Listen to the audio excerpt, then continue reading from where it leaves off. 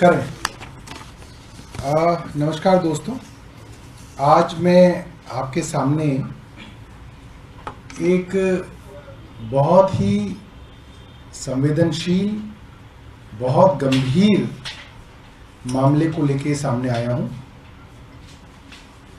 पिछले दिनों हमारे 2 सांसदों ने केंद्र सरकार की दिल्ली पुलिस के आयुक्त को 2 गंभीर मामले या 2 गंभीर चिट्ठियां लिखी हैं। ये आदरणीय सांसद संजय सिंह जी का पत्र है और ये दूसरा पत्र हमारे आदरणीय सांसद राघव चड्ढा जी का है, जो कि पुलिस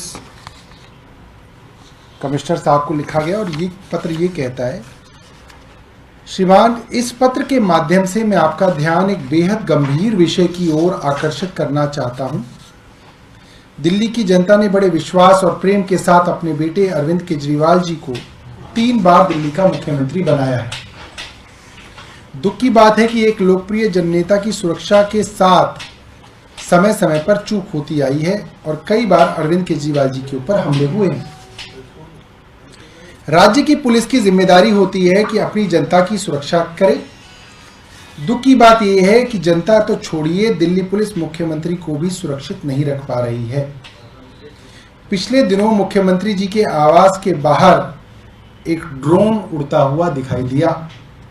संदेह की बात है कि आज तक इस मामले में किसी की कोई गिरफ्तारी नहीं हुई है। पिछले 3-4 दिन से हम देख रहे हैं कि दिल्ली पुलिस की स्पेशल सेल के कुछ पुलिस अफसर सीएम आवास के बाहर 24 घंटे घूमते दिखते हैं।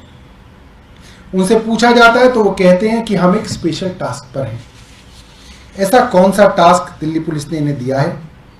क्या इन अफसरों के जरिए सीएम अरविंद केजरीवाल के ऊपर जासूसी कराई जा रही है?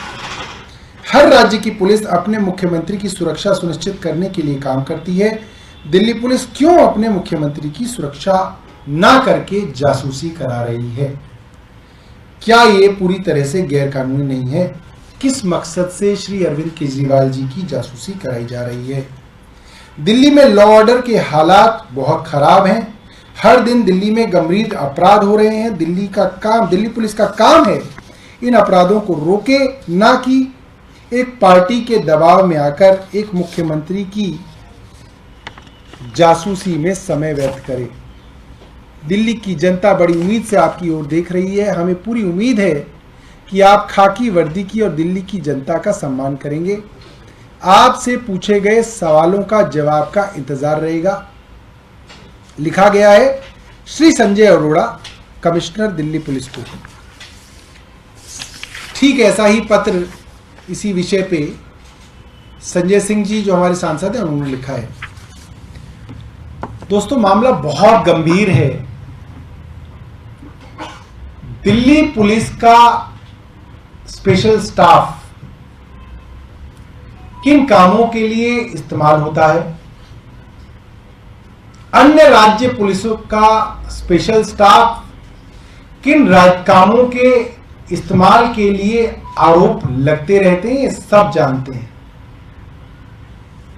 कई राज्यों के अंदर यह खबर भी आती है कि स्पेशल स्टाफ ऐसे कई अनधिकारिक या अनअधिकृत काम करता है जो राजनीतिक आकाओं को जरूरत पड़ती है और वो बहुत दूर तक उन कामों को करने के लिए निकल जाते हैं। सादी वर्दी में होते हैं, कई सारे स्किल सेट लेके घूमते हैं, बड़े बड़े गैंग्स से अक्सर कांटेक्ट में रहते हैं क्योंकि उनका काम होता है उनसे इंटेलिजेंस लेना, उनको इंटेलिजेंस देना, ये सब काम होता है। कई राज्यों की स्पेशल स्टाफ के बारे में कहा जाता है। हमारा ऐतराज स्पेशल स्टाफ के अफसरों से नहीं है, वो अपना काम कर रहे हैं। हमारा ऐतराज केंद्र सरकार से है कि केंद्र सरकार उनसे क्या काम करा रही है। एक चुने हुए मुख्यमंत्री के घर के बाहर स्पेशल स्टाफ के जो अफसर हैं वो 24 घंटे सादी वर्दी में घूम रहे हैं। कौन आ रहा है कौन जा रहा है इस पर नजर रख रहे हैं। लोगों का पीछा किया जा रहा है, उनसे पूछा जा रहा है आप कौन हैं, कहाँ आए हैं, किस काम से आए हैं इत्यादि। दिल्ली के मुख्यमंत्री के ऊपर जासूसी केंद्र सरकार क्यों करा रही है, ये सवाल उठता है। और ये गंभीर इसलिए हो जाता है कि हमारे केंद्र सरकार के साथ जो मतभेद हैं वो जग जाहिर हैं। प्रधानमंत्री मुख्यमंत्री अरविंद केजरीवाल को राजनीतिक तौर पे खत्म करना चाहते हैं। वे आम आदमी पार्टी को निपटाना चाहते हैं। ऐसे में स्पेशल स्टाफ के अफसरों का दिन रात जासूसी करना गंभीर सवाल पैदा कर रहा है। इन सवालों का जवाब हमारे 2 सांसदों ने पूछा। मैं एक प्रेस कॉन्फ्रेंस के माध्यम से ये सवाल पूछना चाहता हूं कि मुख्यमंत्री के ऊपर क्या स्पेशल टास्क है जो केंद्र सरकार ने इन सादी वर्दी वाले स्पेशल स्टाफ को दिया हुआ है। इस सवाल का जवाब अभी तक तो नहीं आया। मैं आशा करता हूं कि केंद्र सरकार और दिल्ली के पुलिस के कमिश्नर इसका जवाब देंगे। दो सवाल आपसे हैं, अगर आप एक सवाल ये कि क्या ये जो पुलिसकर्मी आप बता रहे हैं ये जो ड्रोन वाली घटना हुई है उसके बाद से उनकी सरगर्मियां बढ़ी हैं, और दूसरा अगर ऐसा है तो हो सकता है कि सुरक्षा के लिहाज से इस तरीके से जो सुरक्षाकर्मी हैं वो तैनात किए गए हों, क्योंकि स्पेशल स्टाफ आप खुद ही कह रहे हैं, तो सुरक्षा के लिहाज से भी ये कदम उठाया गया हो सकता है। 2 जवाब हैं इसके। पहला, आप जिसकी सुरक्षा का इंतजाम कर रहे हैं उसे तो बताएंगे कि आपकी सुरक्षा के लिए हमने ये इंतजाम किए हैं, उससे तो नहीं छिपाएंगे, उसको आप बताएंगे। बाकायदा एक वरिष्ठ पुलिस अफसर की ड्यूटी है मुख्यमंत्री की रक्षा करना, उनकी सुरक्षा करना। वो अफसर मुख्यमंत्री जी को ब्रीफ करेगा, बताएगा कि आपकी सुरक्षा के लिए ये इंतजाम हम करना चाहते हैं, क्या आप चाहते हैं? नंबर 2, जितनी सुरक्षा मुख्यमंत्री को चाहिए उससे कई ज्यादा सुरक्षा प्रधानमंत्री जी को चाहिए।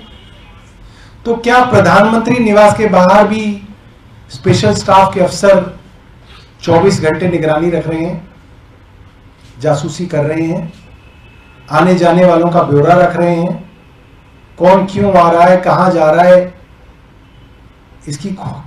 इसकी जो जासूसी की जा रही है, अगर की जा रही है तो मैं मान सकता हूं कि जो है इनकी भी सुरक्षा के लिए, मगर मैं ये समझता हूं किसी स्पेशल स्टाफ अधिकारी की इतनी हैसियत नहीं है कि प्रधानमंत्री आवास के अंदर घुसने वाले या निकलने वाले किसी आदमी से वो नजर भी मिला ले। वहां फटक नहीं सकता कोई स्पेशल स्टाफ का आदमी। सर यही मैं पूछना चाह रहा था, जैसा आपने कहा कोई एक आध केस स्टडी ऐसा जिससे पूछा हो क्यों आए हो, क्या मकसद था आने का, या कुछ ऐसा कुछ है जिससे हमारे 2 सांसद बाकायदा अपने लेटर हेड पे लिख के दे रहे हैं पुलिस आयुक्त को कि ऐसा हो रहा है, तभी लिख के दे रहे हैं क्योंकि उनके पास ऐसी जानकारी है, लिखित में दिया है। ऐसा नहीं है कि मैं यहाँ पे आके ऐसी आरोप लगा रहा हूँ। ये गंभीर मामला है। एक चुने हुए मुख्यमंत्री की, 3 बार के मुख्यमंत्री की जासूसी एक केंद्र सरकार क्यों करा रही है, और जब जानते हुए कि केंद्र सरकार सीधे तौर पे इस मुख्यमंत्री को पूरी तरीके से खत्म करना चाहती है, उनकी राजनीति समाप्त करना चाहती है। आम आदमी पार्टी उनको उसको देखना भी नहीं पसंद कि आम आदमी पार्टी का कहीं पे दिख भी जाए। तो ऐसे में ये गंभीर सवाल है। और हमारी मुख्यमंत्री जी की, हमारी पार्टी तो मुख्यमंत्री जी से शुरू होती है, उन पे खत्म होती है, हमारे लिए तो बहुत जरूरी है। हमारे नेशनल कन्वीनर हैं, दिल्ली के बेटे हैं, दिल्ली वालों ने 3 बार चुन के उनको मुख्यमंत्री बनाया, कुछ तो होगा उनके अंदर। आज उनके ऊपर जासूसी हो रही है तो बहुत बड़ी बात है। सर एक लास्ट क्वेश्चन मैं पूछना चाहूंगा। दिल्ली पुलिस ने न्यू दिल्ली डीसीपी ने एक ट्वीट किया है तकरीबन 1:30 बजे। उन्होंने कहा कि कल रात वाला जो इंसिडेंट था जहां आप और हम भी मौजूद थे, कोई पुलिस वाला शराब नहीं पिया हुआ था। मेडिकल एग्जामिनेशन में ये आया है कि नोबडी वाज ड्रंक। और साथ ही उन्होंने एक बात और भी कही है कि 5 पुलिस वाले जो हैं उनको इंजरी हुई है जो रात को जो स्कफल हुआ, और वुमेन पुलिस ऑफिसर जो है वो सफिशिएंट थी। ये 3 बात उनकी ट्वीट में कही गई है, हालांकि आप और हम भी वहां मौजूद। देखिए, इस ट्वीट के अंदर 3 बातें कही गई हैं और 3 झूठ कहे गए हैं। पहला झूठ, पुलिस के ऊपर आरोप है कि उनके एक सिपाही ने हमारी महिला रेसलर्स के साथ बदतमीजी की, बदसलूकी की, जो कि वो नहीं कर सकता था। आरोप पुलिस पर है, जांच भी पुलिस ही करेगी। ये कौन सा कानून है? जांच कौन करेगा? महिला आयोग करेगा। जिनके पास कंप्लेंट पहुंची और महिला आयोग की अध्यक्षा वहां पे स्वाति मालीवाल पहुंची, वो एक वुमेन कमीशन के तौर पे काउंसलर लेके पहुंची कि मुझे ये कंप्लेंट मिली है, मैं यहां आई हूं। पुलिस ने क्या किया? पुलिस ने वुमेन कमीशन की अध्यक्षा को ही उठा के फेंक दिया। सबने देखा वीडियो के अंदर। तो पुलिस ने तो जांच ही नहीं होने दी। पुलिस के ऊपर तो आरोप है। मैं डीसीपी साहब को बता रहा हूं कि थोड़ी किताबें पढ़ ले, कानून की बेसिक लॉ है। आप इंटरेस्टेड पार्टी हैं, आपके ऊपर तो आरोप है। आप कौन होते हैं ये बताने वाले कि वो था नहीं था? और पहलवानों का तो आरोप ही ये था कि इस आदमी को, इस सिपाही को हमने यहां बिठा रखा क्योंकि इसने शराब पी रखी है और इसका मेडिकल यहीं कराएंगे। और पुलिस अगर इस आदमी को ले गई, 2 मिनट का काम होता है। ऐसे ऐसे उंगली डाल के उल्टी कर रहा था वो आदमी। हमारे लोगों ने देखा कि उसको उल्टी कराई पुलिस वालों ने। ठीक है, पानी पियो 3 गिलास, हलक तक डालो 2 उंगलियां और जो है वो पलट दो। उसमें क्या है? और फिर उसको 3-4 घंटे बिठा के रखो, सैंपल लिखो, सैंपल साफ। पुलिस को ये बताना चाहता हूं कि पुलिस 3 कदम चलती है, वकील 6 कदम सोचते हैं। पुलिस ये ना समझे कि सब बेवकूफ है। पुलिस अपनी चोरी बचा रही थी। रात को इतनी बारिश हुई थी, जंतर मंतर पर कीचड़ थी। किसकी बहन बेटियां कीचड़ में सो सकती हैं? पुलिस वाला डीसीपी बता दे उसकी बहन सो सकती है तो। उससे पूछना चाहता हूं मैं। उन्होंने उनको फोल्डिंग बेड तक नहीं ले जाने दिए। शर्म आनी चाहिए उन्हें। हमारे एक एमएलए वहां पे मौजूद थे, उन्होंने पूरा वीडियो लाइव किया है, सबके सामने था। पुलिस वाले को बचाने के लिए वहां पे डीसीपी क्या, एसीपी क्या, मैंने तो सुना स्पेशल सीपी भी वहां पहुंचे थे। और फिर उसको चुपचाप जो है इधर कर दिया। कैसे कर दिया आपने चुपचाप इधर? महिला आयोग वहां था, आप उसको जांच करने देते, आपने उसको जांच नहीं करने दी। उस आदमी का जो, जिसका नाम है दुष्यंत फोगाट, उसका सर फटा हुआ था, सामने था। उसका एमएलसी नहीं कराया पुलिस ने। उसका सर कैसे फट गया? ये जो नौटंकी है पुलिस की। अगर पुलिस के ऊपर हमला हुआ, इतने सारे कैमरामैन थे वहां पे, इतने सारे लोग थे, किसी वीडियो में नहीं दिखा कि पुलिस के ऊपर हमला हुआ। अपने आप ही हो गया। वो तो बड़ा आसान है, कोने में जाओ, यहां खरोच मार लो। ये जो तिहाड़ के अंदर जो 2-2 कौड़ी के जो छुट भैया बदमाश होते हैं ना, वो भी ये बात जानते हैं कि यहाँ पे थोड़ा ब्लेड मार लो, यहाँ मार लो, यहाँ पे सर पे दीवार पे सर मार लो और कहो जी हमारे भी चोट मार दी। ये तो बहुत ही घटिया बात है कि दिल्ली पुलिस आज यहां तक गिर गई है कि उन्होंने अपने लोगों को चोट मार के कह दीजिए हमारे यहां भी। कहां लगी भाई चोट? कोई वीडियो में तो होगा, किसी को तो कहीं तो दिखेगा कि उनको चोट लग गई। सिर्फ और सिर्फ झूठ। और ये दिल्ली पुलिस का झूठ नहीं है, ये केंद्र सरकार का झूठ है। केंद्र सरकार एक्सपोज हो रही है। ये जो गंदगी जो केंद्र सरकार मचा रही है, एक्सपोज हो रही है। आपने उन पहलवानों को चारों तरफ से बैरिकेडिंग करके बंद कर दिया। मैं रात को वहां पे 1:30 बजे पहुंचा। आपके सभी चैनल्स के पत्रकार वहां पे मौजूद थे। उन्होंने उन बैरिकेड्स को हमें पार नहीं करने दिया, पहलवानों से मिलने नहीं दिया। उन्होंने जबरदस्ती हमको उठा के फेंका, हमारे लोगों के ऊपर लाठीचार्ज किया। सब कुछ तो है वीडियो के अंदर। किसने ऑर्डर दिया रात को लाठीचार्ज करने का? बताएंगे डीसीपी साहब। लाठीचार्ज, एक सिपाही की तो हिम्मत नहीं है कि वो लाठीचार्ज कर दे। रात को 1:30 बजे लाठीचार्ज किया गया। किसके ऑर्डर पे किया गया? क्यों किया गया? क्या हो रहा था वहां पे? इन सवालों का जवाब तो पुलिस को देना पड़ेगा। अरे जो लड़कियां मेडल जीती हैं, वो आंसुओं से रो रही हैं। शर्म आनी चाहिए केंद्र सरकार को कि अब डीसीपी को आगे करके जो है झूठ बुलवा रहे हैं। सबके सामने है कल रात को क्या हुआ, सबने देखा है और ये देश इस चीज को देख रहा है कि केंद्र सरकार का घमंड जो है उनके सर पे चढ़ गया है। ये घमंड टूटेगा। किसानों ने भी इनका घमंड तोड़ा था, इनको बहुत घमंड था, किसानों ने भी ये किया था इनके साथ। और ये जो महिला एथलीट यहां पे हैं, आप देखिएगा केंद्र सरकार का घमंड ये लड़कियां तोड़ के जाएंगी। और कुछ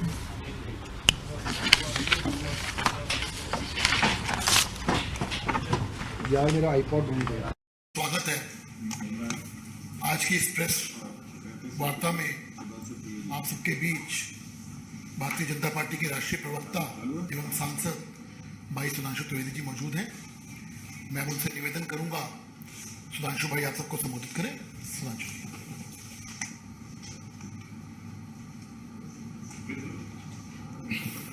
मित्रों, आप सभी ने कई बार यह शब्द सुना होगा कि सफलता के द्वार खुल रहे हैं, आंखों के द्वार खुल रहे हैं। परंतु आज हम आपके सामने कुछ सेकंड की एक वीडियो दिखाएंगे जो ये दिखाएगा कि आंखों के द्वार खुलने के साथ साथ निर्लज्जता के द्वार किस प्रकार से खुल रहे हैं। श्री अरविंद केजरीवाल जी, जिनका वैभवपूर्ण प्रासाद, लग्जरियस महल, जिसके विषय में कई बार उनके नेता उसके बचाव में राष्ट्रीय स्तर के नेताओं से तुलना करने का प्रयास करते थे।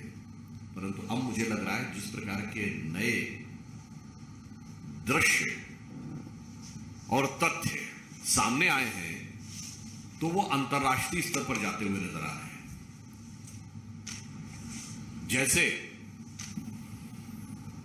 इससे पूर्व ऐसा लगता था कि उनका आवाज भारत के कतिपय भ्रष्टाचार के आरोप में लिप्त नेताओं के वैभवशाली मकानों के समकक्ष है। परंतु अब मुझे लगता है, याद है उन्होंने दो बड़े इंटरनेशनल न्यूज़पेपर्स में कुछ छपवा के अपने को दिखाया था ना कि वो कितने बड़े इंटरनेशनल फिगर हैं। पर अब तो कुछ ऐसा लगता है कि अगर आप लोगों ने देखा होगा तो सद्दाम हुसैन के मकान में जिस ढंग की चीजें दिखाई पड़ती थी, चर्चा में आती थी, या किम जोंग उन के मकान में जिस ढंग की चीजों की चर्चाएं आती थी, अब तो उसके समकक्ष आती दिखाई पड़ रही है। मतलब मानना पड़ेगा कि वो क्षेत्रीय दल से राष्ट्रीय दल ही नहीं बन गए, अंतरराष्ट्रीय स्तर की उन्होंने स्थिति प्राप्त कर ली है दुनिया को दिखाने के लिए। और इसलिए मैं अनुरोध करूंगा हरीश जी से कि पहले आप लोगों को कुछ सेकंड का एक वीडियो दिखा दें, उसके बाद हम अपना आगे का वक्तव्य आपके समक्ष रखें।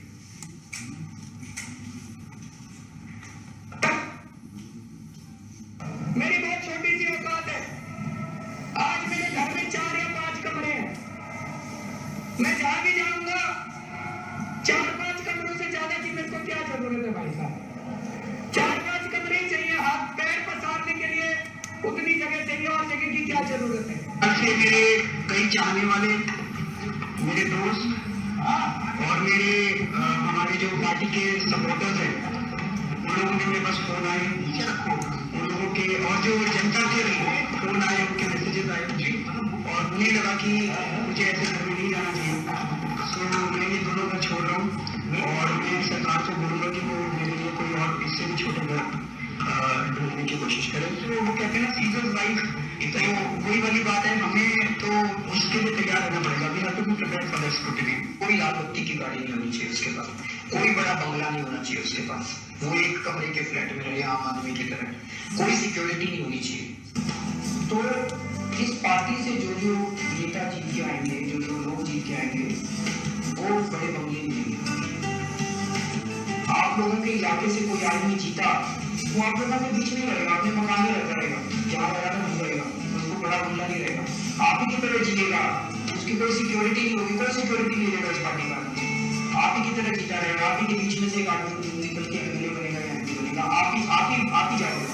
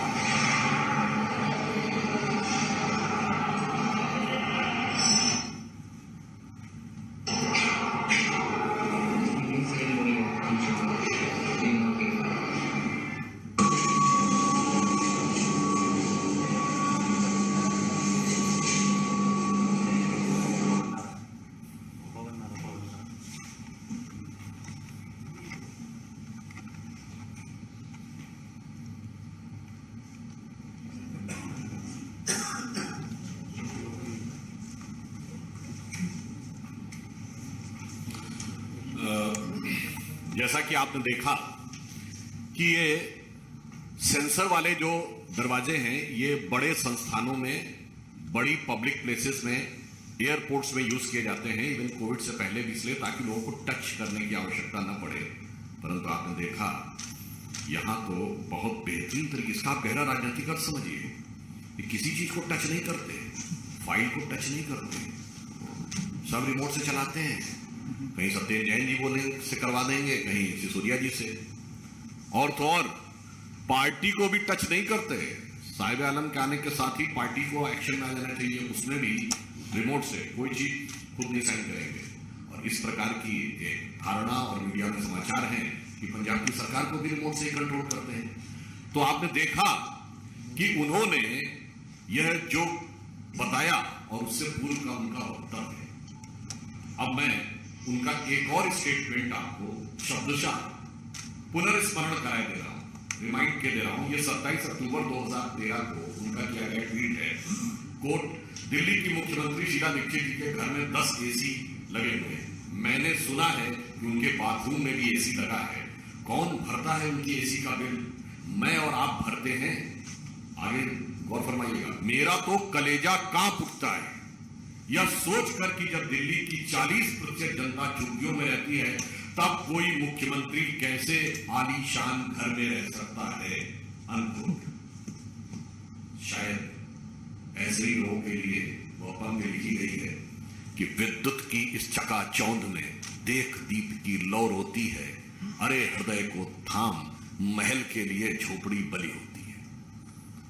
और आपने देखा कि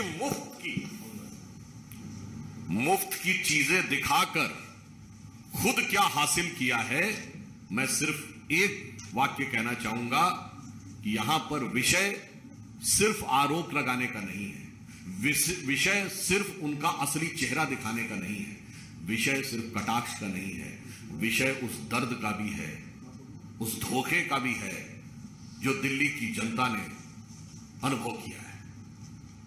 क्योंकि दिल्ली की जनता ने एक विश्वास किया था उन बातों के ऊपर, और मुफ्त के नाम पे देने के संदर्भ में अगर मैं ये कहूं कि मुफ्त में उन्होंने सबसे बड़ा धोखा दिल्ली की जनता को दिया है, तो यह गलत नहीं होगा जिसे हम एक पंक्ति में कहें कि धोखे की यही खासियत होती है जनाब कि यकीन के साथ अक्सर मुफ्त में मिल जाता है। तो मुफ्त में उन्होंने कुछ और दिया हो न दिया हो, मगर दिल्ली की जनता के विश्वास को अवश्य छला है। तो हम सिर्फ ये कहना चाहते हैं कि अब जब मीडिया के माध्यम से आपके घर के द्वार खुलकर सामने आ रहे हैं और किसी को हाथ लगाने की भी जरूरत नहीं है, जाने के साथ ही खुल जाएंगे, तो मेरा मानना है कि पारदर्शी, शुचितापूर्ण नई राजनीति जैसे छलावे को देने वाले केजरीवाल जी कृपया मीडिया को और अन्य लोगों को जाने के लिए छोड़ दीजिए ना। और यदि आप नहीं छोड़ते हैं तो याद रखिए कि जिसे यह पंक्ति कहकर समाप्त करता हूं कि जो वक्तव्य हमने दिखाया और जो कृतित्व आपका दिखा है, कथनी और करनी में जितना बड़ा अंतर दिखा है, इसमें सिर्फ आम आदमी पार्टी ने भारत की राजनीति में क्राइसिस ऑफ क्रेडिबिलिटी क्रिएट करने में महत्वपूर्ण भूमिका निभाई है। इसी ढंग की बातों के कारण अक्सर संपूर्ण राजनीतिक वर्ग के बारे में जनता में अनास्था उत्पन्न होती है। जहां एक तरफ भारतीय जनता पार्टी प्रधानमंत्री जी के नेतृत्व में विश्वसनीयता की, प्रामाणिकता की प्रतीक है, वहीं अब आम आदमी पार्टी और तमाम अन्य विपक्षी दल विश्वसनीयता के संकट के प्रतीक है। इसलिए मैं सिर्फ यह कहता हूं कि याद रखिए कि चंद बातें करना और मुतमई होना नहीं अच्छा, जो बोलते हुए दिख रहे थे। चंद बातें करना और मुतमई होना नहीं अच्छा। सियासत आखिरी दम तक सभी को आजमाती है और बहुत गलती की गुंजाइश नहीं होती। सियासत में जरा किरदार हल्का हो, कहानी डूब जाती है। धन्यवाद। सुभाष जी, कहने का भारत लगातार इस खबर को हम दिखा रहे हैं, उनसे ये रिक्वेस्ट कर रहे थे कि कैमरे को अंदर जाने की अनुमति दे, लेकिन कल तस्वीरें हमने अपने टेलीविजन पर दिखाई। आपको क्या लगता है कि अरविंद केजरीवाल के चुप रहने से, कोई भी जवाब नहीं दे रहे एक सप्ताह से, कि जो आरोप उनके ऊपर लगे हैं वो भूल जाएंगे या कम हो जाएंगे चुप्पी से? मुझे लग रहा है कि आज वो निशब्द हो गए। आज अगर वो आप उनसे कुछ पूछना चाहें तो उन्हें समझ में नहीं आ रहा होगा कि वो बोले क्या, क्योंकि कई बार बहुत अधिक बोल देने से भी समस्या उत्पन्न हो जाती है। कुछ ये भी कर सकते हैं, शायद वो अपने बोलने कोटा पहले पूरा कर चुके हैं, जरूरत से ज्यादा बोल चुके हैं। मैं स्वर्गीय अटल जी का एक वाक्य उद्धृत करना चाहूंगा। वो ये कहते थे, बोलने के लिए बुद्ध की आवश्यकता होती है और चुप रहने के लिए विवेक की। तो ये तथाकथित सबसे पढ़े लिखे IIT ग्रेजुएट समय से पहले ही ज्यादा बोल चुके हैं, तो शायद अब आप लोगों के शब्दों पे बोलने के लिए वो शब्द विहीन हो गए। जी सर, आपके लिए क्या सिर्फ एक नैतिक मामला है या इसमें आर्थिक भ्रष्टाचार भी आपको दिखाई देगा? आर्थिक भ्रष्टाचार का विषय है, राजनैतिक छल और प्रपंच का विषय है, और नैतिक दृष्टि से जनता के विश्वासघात का विषय है, और तकनीकी दृष्टि से एक ही प्रोजेक्ट के लिए 5 अलग अलग हिस्सों में उस सीमा में जाकर टेंडर जारी करना जिसमें कि आपको शायद टेंडर की भी जरूरत ना हो और आप अपने मन मर्जी से खर्च कर सके। जो मैंने एक बार प्रेस कॉन्फ्रेंस में बताया था कि 9,99,00,000 रुपए का एस्टीमेट सीएम ऑफिस और जो उनके स्टाफ के आवास के लिए, इतना सटीक गणना जो की 9,99,00,000, क्योंकि 10 करोड़ होते ही आपको सारी प्रक्रियाओं में आना पड़ता। तो ये टेक्निकल विषय भी है। तो this is both technical, financial, moral and political, all the 4 dimensions. Sir, as you said that it could be a case of the financial fraud also, given the fact that how the prices of various equipment could have been inflated. LG has asked to secure all the files, and yesterday around 47 files have been secured by the LG office. How do you see the whole situation going? You want an ACB to review this particular the whole cheese man operation? You want an ACB to investigate this? Whether you will be filing a complaint or not, sir? If LG has taken the cognizance of the matter, I think he will take any appropriate legal and technical instrument to deal with it. And as far as the government agencies is concerned, they will also deal the matter as it is required by considering all the technicalities and the legalities. But since we are the political party, so we want to ask, as a representative of political party, a political and moral answer from Aam Aadmi Party, because they try to become self-proclaimed one and only exclusive copyright holder of the morality in the politics, which has been totally shattered.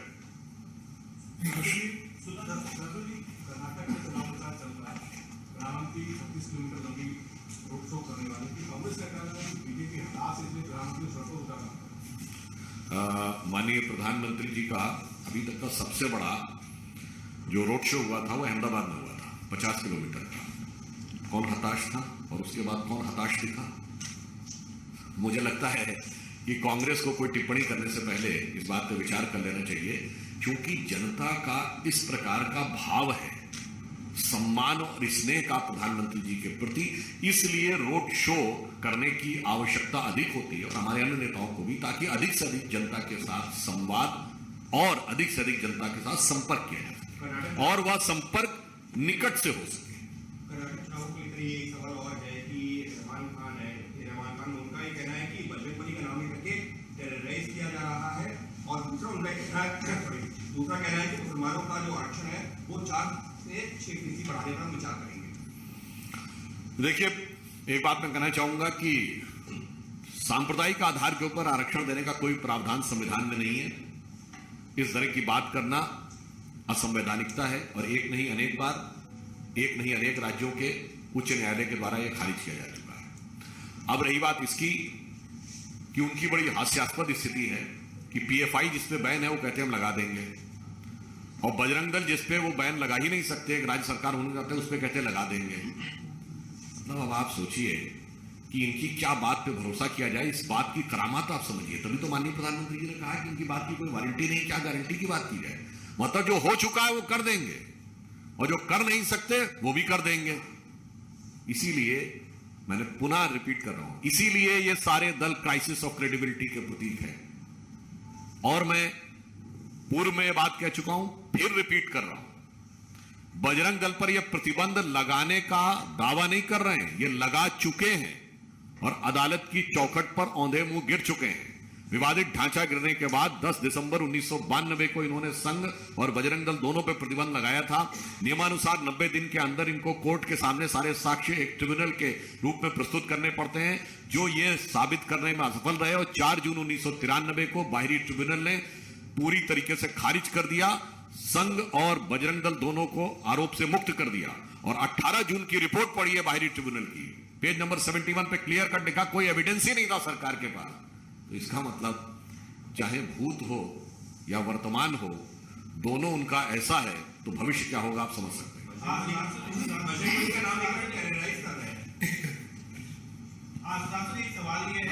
Bajrang Bali का नाम लेके तो भय दूर भागता है।